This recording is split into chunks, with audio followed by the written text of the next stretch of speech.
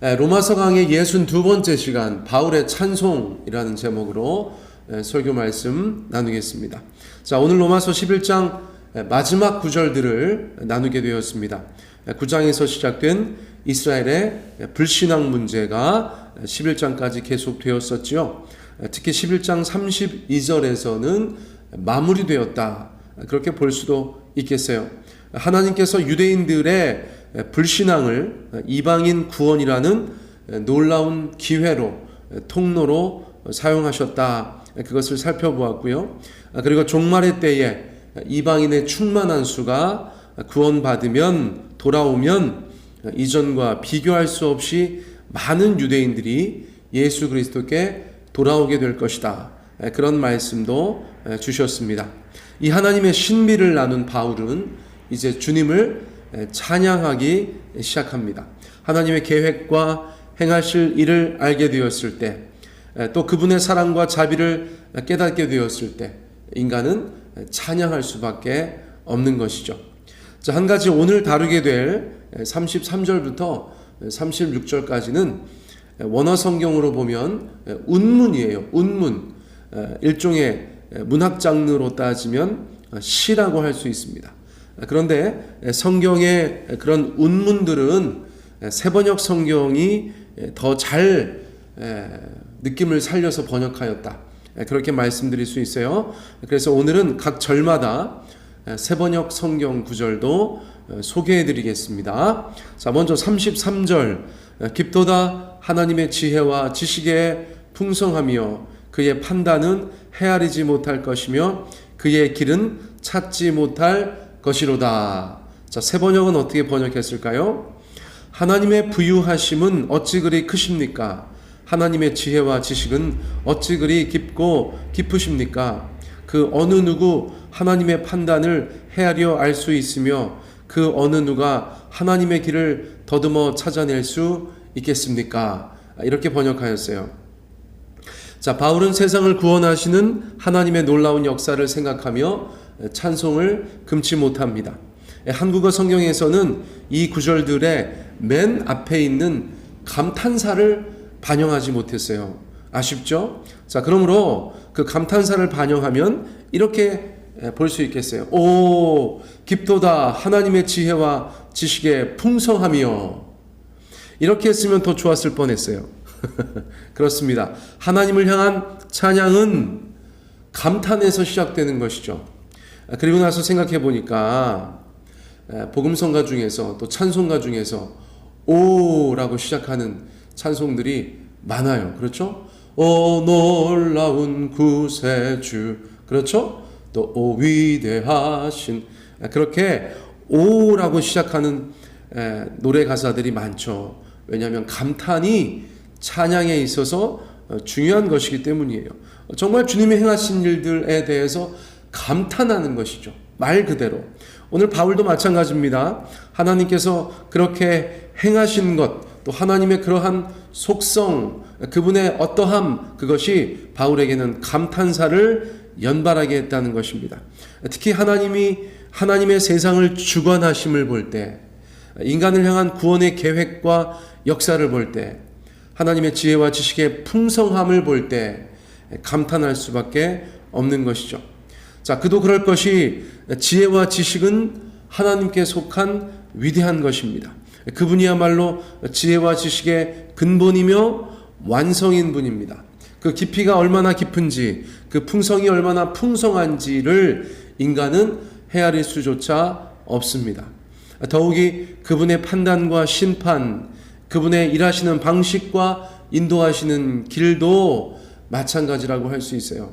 하나님은 인간과 비교될 수 없는 전지전능하신 절대자, 신, 바로 하나님이시기 때문입니다. 그러므로 우리가 하나님을 알아가면 알아갈수록 오 깊도다, 그렇게 주님을 찬양할 수밖에 없는 것이죠. 자, 34절도 비슷한 찬양들이에요. 누가 주의 마음을 알았느냐? 누가 그의 모사가 되었느냐? 세 번역이요. 누가 주님의 마음을 알았으며 누가 주님의 조언자가 되었습니까? 저는 처음에 교회 갔는데 원더풀 카운셀러라는 찬송이 있었어요. 그런데 영어 제목은 몰랐죠. 한국말로 제목이 뭐냐면 기묘라 모사라. 말씀이죠. 예, 이사야서 말씀인가? 근데 찬송이 기묘라 모사라 전능의 왕 이런데 멜로디가 좋아서 열심히 박수치며 불렀는데 도대체 기묘라 모사라가 뭔가 제가 너무나 고민하다가 한동안 몰랐으나 어느 날 악보를 봤더니 밑에 영어 제목이 써 있는데 원더풀 카운셀러라고 써 있더라고요. 그래서 기묘라는 말은 기묘하다. 그렇죠. 모사라는 말은 조언자, 카운셀러라는 뜻이라는 것을 그때 알았어요. 그런데 요즘에 누가 모사라고 해요. 그렇죠. 뭐 삼국지나 봐야 모사라고 나오죠. 그러니까 누가 주의 마음을 알았느냐? 누가 그의 모사, 조언자가 되었느냐? 상담자가 되었느냐? 그런 뜻이죠. 앞서 찬양한 하나님이라면 그분의 마음을 온전히 아는 것은 불가능합니다. 큰 것은 작은 것을 품을 수 없잖아요. 그러나 그 반대, 큰 것은 작은 것을 품을 수 있잖아요. 그러나 그 반대는 어렵습니다. 하나님은 우리를 다 아시죠? 머리카락까지 세신 바 되었습니다만 우리는 하나님을 그렇게 알 수 없다는 것이에요. 더 나아가서 하나님께 조언할 사람도 있을 수 없죠. 하나님께 어떻게 조언을 합니까? 우리는 피조물이고 하나님은 창조주이신데요. 그분의 지혜와 지식은 완전하시기 때문에 누구의 훈수가 필요하지 않습니다. 그런데 생각해보면 우리는 종종 하나님께 조언하죠. 그렇죠? 훈수 두려고 하죠. 이게 생각해보면 말도 안 되는 시도라는 거예요. 하나님, 그거는 이렇게 해주셔야죠. 저렇게 하시는 게 낫지 않겠습니까? 왜 이렇게 하셨어요? 그게 다 모사가 하는 일인데 우리가 주님의 모사가 되려고 한다는 것이죠. 그런 것이 애초에 가당치 않다. 그것을 오늘 바울의 찬송은 우리 가운데 교훈하고 있어요. 자, 35절 넘어가 볼까요? 누가 주께 먼저 드려서 갚으심을 받겠느냐? 누가 주께 먼저 드려서 갚으심을 받겠느냐? 한국말인데 잘 모르겠어요. 그렇죠? 자, 세 번역으로 읽어볼까요? 도움이 될까요? 누가 먼저 무엇을 드렸기에 주님의 답례를 바라겠습니까? 자, 이게 어떤 내용이냐면 세 번역 성경이 조금이라도 도움이 되셨길 바라면서 이렇게 말씀드릴 수 있어요. 우리가 하나님께 뭔가를 드렸다고 가정해 보겠습니다. 자, 그러면 하나님은 우리 가운데 빚진 자가 되셨네요. 우리가 뭔가 하나님께 드렸으니까 하나님은 우리 가운데 답례를 해야겠네요. 자, 그렇게 생각되어지세요?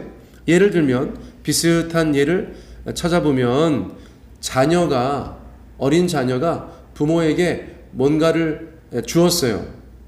자, 그리고 나서 부모에게 답례를 요구하는 것이 마땅한 것입니까?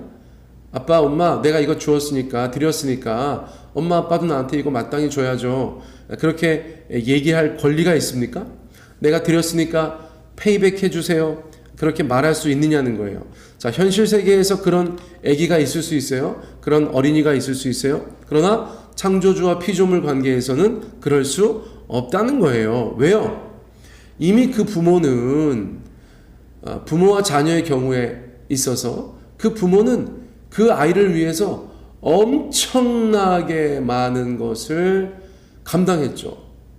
낳아주었고 그리고 키워주었고 또 키운다는 것은 먹이고 입히고 기저귀 갈고 그 모든 일들을 다 감당해 온 거예요. 아빠는 걔 맛있는 거 사주려고 밖에 나가서 돈 벌고 기타 등등등등등등. 그렇죠. 자, 그러니까 그 아이가 그 부모에게 뭐 조금 한 것이 그게 뭐 대단한 것이 아니라는 것이죠. 자, 앞서서 말씀드렸듯이 창조주와 피조물도 마찬가지라는 것입니다. 우리가 무엇을 하나님께 드렸다고 해서 하나님께서 우리 가운데 빚진 자가 되지 않으신다는 거예요. 우리가 하나님께 뭘 좀 드렸다고 해서 하나님이 우리 가운데 꼭 답례해야 되는 것은 아니라는 것이에요. 자, 그러고 보면 여러분 우리가 뭐 하나님 예배했다고 하나님 복 주세요. 하나님 앞에 헌금했다고 주님 저한테 뭐 채워주세요. 이건 조건부죠. 조건부. 이건 우상숭배의 요소라고 할 수 있어요. 우리는 그렇게 하지 않아요. 우리가 하나님 앞에 무언가 드렸다고 하나님이 빚진 자 되는 거 아니고 주께서 우리 가운데 담례하셔야 되는 분도 아니라는 것이죠. 자, 그렇기 때문에 그분은 우리의 찬양을 받으시기에 합당한 분이세요. 이미 너무 많은 것을 우리 가운데 주셨어요. 더 이상 안 주신다고 해도 우리는 할 말이 없을 만큼 그분의 사랑과 은혜를 많이 경험한 것이죠. 그것을 36절에서 저희 가운데 말씀해 주고 계신 거예요. 36절 말씀 보십시오. 이는 만물이 주에게서 나오고 주로 말미암고 주에게로 돌아감이라 그에게 영광이 세세에 있을지어다. 아멘. 자, 세 번역으로 읽어보겠습니다. 만물이 그에게서 나고 그로 말미암아 있고 그를 위하여 있습니다. 그에게 영광이 세세에 있기를 빕니다. 아멘. 그렇게 번역하였어요. 자, 맨 끝에 주에게로 돌아감이라 그를 위하여 있습니다. 느낌이 조금 다르지만 둘 다 번역할 수 있고 저는 세 번역 성경의 번역이 더 마음에 들어요. 자, 그걸 가지고 제가 말씀드리겠어요. 하나님은 하나님이시죠. 그래서 만물이 하나님에게서 나왔다라고 말하고 있어요. 만물이 하나님에게서 나왔다. 하나님께서 빛이 있으라. 그렇죠? 그것이 시작이었어요. 하나님께서 말씀하신 대로 그분의 생각과 의지대로 그 말씀의 능력이 하나님께서 의도하신 세상을 만든 것이죠. 자, 첫째 날부터 일곱째 날까지 우주 만물을 그렇게 빚으실 때에 하나님께서 그 모든 것들을 만물을 나오게 하셨다. 낳으셨다. 이렇게 이야기할 수 있게 해주었다는 거예요. 자, 하나님 없이 세상이 존재할 수가 없어요. 인간도 마찬가지예요. 저도 마찬가지예요. 지금 말씀 듣고 있는 바로 여러분도 마찬가지예요. 우리 성도님 한 분 한 분 다 그것은 알고 계시는 줄 믿습니다. 하나님께서 나를 있게 하셨다.